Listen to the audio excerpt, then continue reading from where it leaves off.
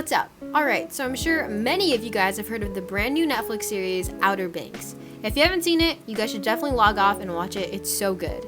So not only is the show known for its amazing plot and story, and of course its actors, which I know a lot of you guys really like, which, don't get me wrong, very good looking people, but this show radiated some aesthetics, kind of like brought me back to summer 2019 Visco vibes, the good times, you know, when everybody was wearing puka shell necklaces and cowrie shell necklaces, and, you know, the good times. Anyways, one thing in particular that struck me was Kiara's fashion sense and jewelry, which I know everyone has been popping off on TikTok about. I just couldn't help but notice that throughout the show, she constantly wore these signature beaded necklaces, and I thought, these are cute, too cute not to make. So sis hopped on her computer and researched where I can buy these beads, and I found a lot being sold online, so I ordered some.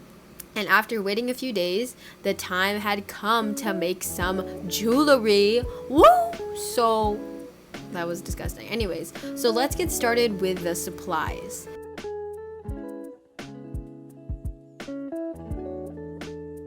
Alright, so first off, you're going to need some beading wire or clear fishing line. You're also going to need some jewelry find rings like jump rings, lobster clasp, and crimp beads, which you can find at the craft store or order online.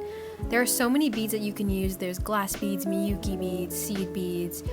These are seed beads, this big box of beads I have. But today I'm going to be using vinyl beads, which is what I ordered online.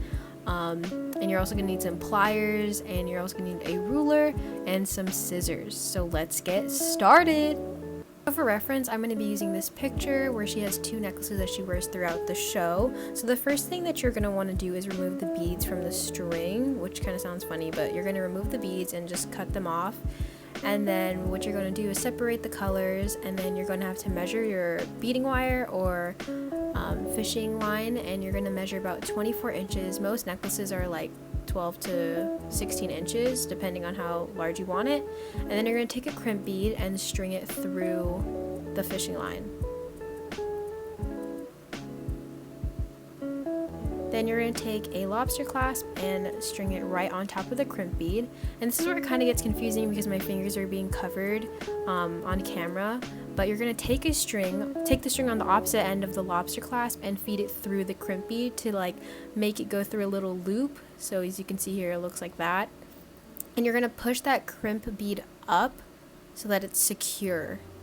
And you're going to want to make sure that it's secure because right now you're going to use pliers to squeeze the crimp bead and secure the clasp and string in place so that when you put the beads on, it doesn't fall out.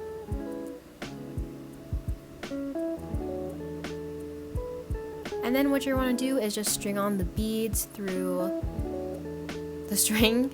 And during this time, it takes quite like 10 minutes or so. So I just went on Netflix and watched The Last Airbender because it just came out last night. So started watching that, and I'm just stringing it through. So this is where it get kind of confusing because you have to secure the necklace the same way you started the necklace. So it was kind of hard to show because I was on camera, but you're going to need to put the crimp bead in and a jump ring, and you're going to take a plier and just secure it really, really tight. And I will show you guys how to make an extension in the next necklace that I'm going to be making, but this is how the vinyl beads necklace looks. And then you can repeat the process again and try it with different beads like the seed beads, or in this case I'm using the glass seed beads. They're a little bit larger, so I'm measuring the string. Then you're going to want to string the beads through after you had secured it with the lobster clasp and the crimp bead. And then this is a more detailed way of closing it. Closing the necklace, you're going to take a crimp bead and a jump ring on this, like the same way you did in the beginning of the necklace, and you're going to feed it back through the crimp bead to make that same loop, and you're going to tighten it and secure it to the bottom of the necklace so that it's taut and that it's not loose when you're wearing it, and you're going to close it off with some pliers. So this is how you make an extension. You're basically going to take another jump ring and add another one until your desired length and close it off with the pliers, and there you have your necklace. Woo!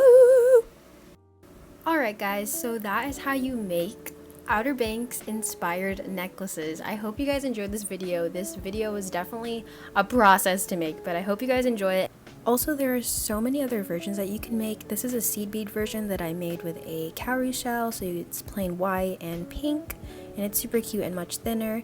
You could also do different patterns with glass beads, but this is just examples of what you can do. And if you guys ever make this, please send me a picture or post it on Instagram and tag me at JulieKagis, and I will definitely repost it and love to see you guys make it.